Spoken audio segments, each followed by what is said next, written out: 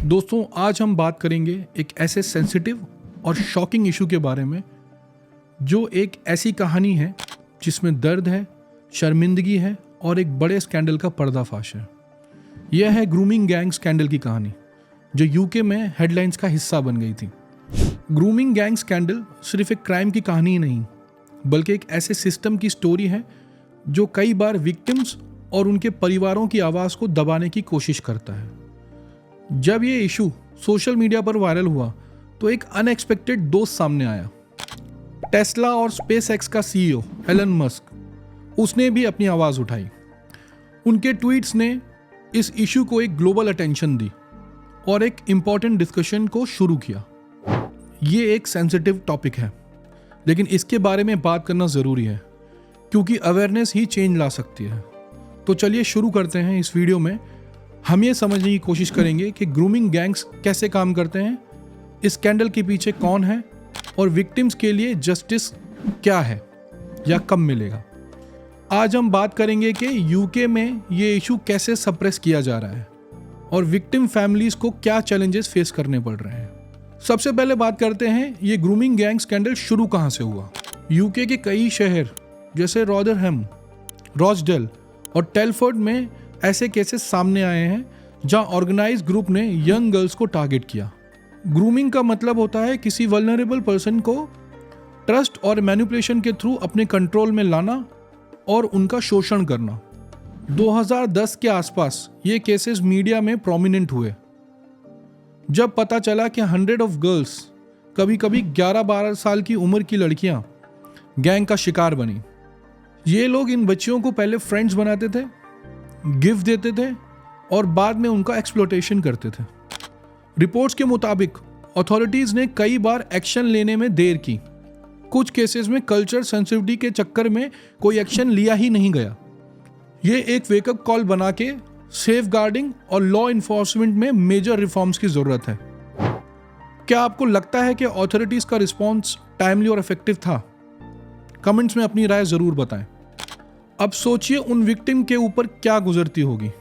ये young girls जो vulnerable थी, उनके ट्रस्ट और लव का नाटक करके ट्रैप किया गया, उन्हें ड्रग्स, अल्कोहल और वायलेंस के थ्रू कंट्रोल किया गया।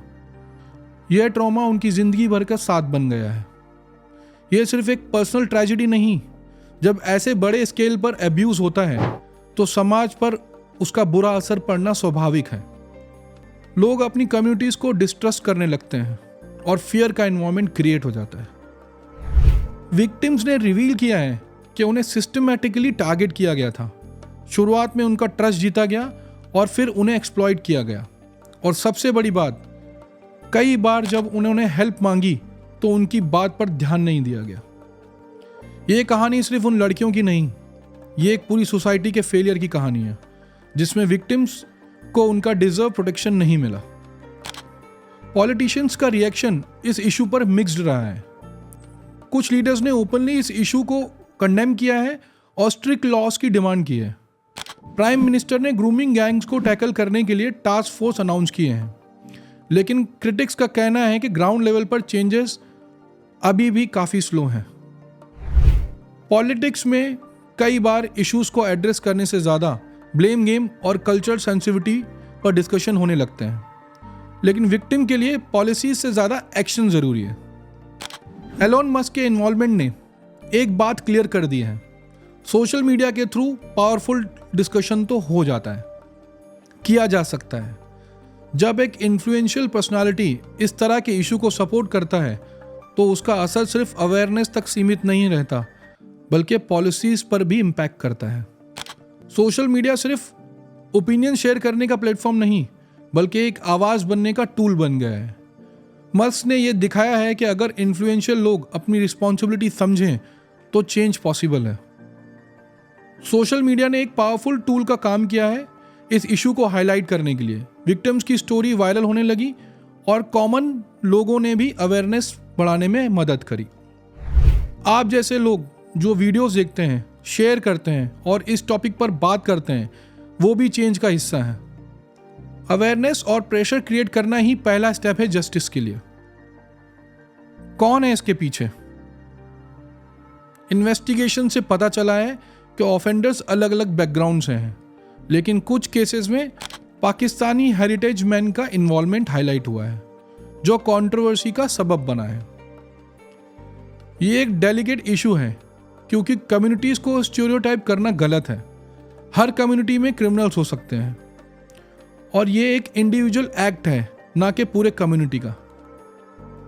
ये बात समझना ज़रूरी है कि क्राइम किसी एक एथनिसिटी या रिलीजन से लिंक्ड नहीं होता, लेकिन ग्रूमिंग गैंग्स के कुछ स्पेसिफिक केसेस में कल्चर और सोशल इश्यूज को आइडेंटिफाई किया गया है जो प्रॉब्लम को एड्रेस करने में हेल्प कर सकते हैं।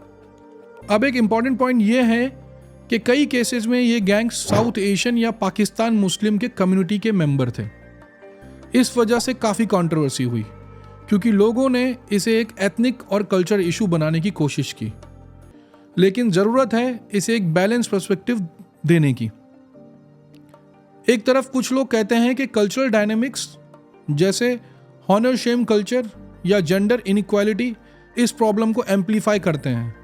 दूसरी तरफ ये भी क्लियर है कि ऐसे क्राइम्स किसी एक कम्युनिटी तक लिमिटेड नहीं।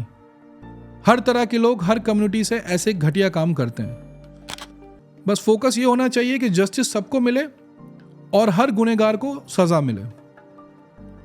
इसके साथ एक और सवाल उठता है, अथॉरिटीज ने इतने सालों तक एक्शन क्यों नहीं लिया? कई बार पुलिस और सोशल वर्कर्स ने इग्नोर किया क्योंकि उन्हें डर था कि अगर वो इन्वेस्टिगेट करें तो उन पर रेसिज्म का इल्जाम लग सकता है। ये एक सिस्टम फेलियर है जिसमें विक्टिम्स के ऊपर ध्यान देने के बजाय पॉलिटिकल करेक्टनेस को ज्यादा इंपॉर्टेंस दी गई। आज की डेट में यूके गवर्नमेंट और लोकल अथॉरिटीज ने इस इशू को एड्रेस करने के लिए काफी स्टेप्स लिए हैं। कल ग्रूमिंग गैंग मेंबर्स को सजा हुई है और सेफगार्ड पॉलिसीज को स्ट्रेंथन किया गया है, लेकिन एक बड़ी बात यह है कि जस्टिस सिस्टम और सोशल सर्विसेज को और भी प्रोएक्टिव होना पड़ेगा। रिपोर्टिंग और इन्वेस्टिगेशन को फास्ट और इफेक्टिव बनना होगा और साथ ही विक्टिम्स के लिए सपोर्ट सिस्टम बिल्ड करने होंगे। एक और ज़रूरी स्टेप है कम्युनिटी अवेयरनेस। जब तक पेरेंट्स, स्कूल्स और लोकल कम्युनिटीज़ अलर्ट नहीं होते तब तक ऐसे क्राइम्स को कंप्लीटली रोकना मुश्किल है। तो दोस्तों, ग्रूमिंग गैंग स्कैंडल एक कॉम्प्लेक्स इशू है जो सिर्फ क्राइम या एथनिसिटी का सवाल नहीं है। ये एक वेकअप कॉल था। हम वल्नरेबल लोगों की सेफ्टी को प्रायोरिटी बनाएं और हर तरह के इनजस्टिस के खिलाफ खड़े रहें। आपके क्या विचार हैं? क्या हम अपने समाज में ऐसे सेंसिटिव इशू को ओपनली डिस्कस करने के लिए तैयार हैं? अपने कमेंट्स और सजेशंस ज़रूर शेयर करिए। बस यही उम्मीद करते हैं कि हर विक्टिम को इंसाफ मिले और हर क्रिमिनल को उसके एक्शन की सज़ा। अपना ख्याल रखिए और समाज में पॉजिटिव चेंजेस लाने के लिए अपना रोल निभाते रहिए। धन्यवाद। जय हिंद।